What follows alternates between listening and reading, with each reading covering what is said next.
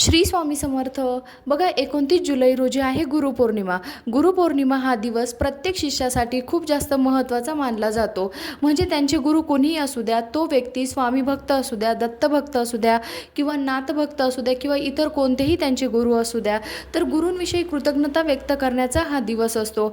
आणि बघा, जे काही स्वामी सेवेकरी आहेत, दत्त सेवेकरी आहेत, तर ह्या सप्ताहाच्या कालावधीमध्ये गुरुचरित्र या ग्रंथाचं पारायण करतात. खूप मोठ्या संख्येने पारायण केलं जातं. कारण की गुरुचरित्र हा 5वा वेद मानला गेला आहे. म्हणजे साक्षात सूक्ष्म स्वरूपामध्ये दत्त महाराज हे गुरुचरित्र या ग्रंथामध्ये वास करतात असं म्हटलं जातं. आणि ह्या ग्रंथामुळे जे काही आपले कितीही खडतर भोग असू द्या, ते भोगसुद्धा आपले हळूहळू कमी होतात. म्हणजे तुमचं कोणतंही संकट असू द्या, कोणतीही इच्छा असू द्या, तर ह्या ग्रंथाच्या पठणामुळे साक्षात दत्त महाराज ती इच्छा आपली पूर्ण करण्यास मदत करतात.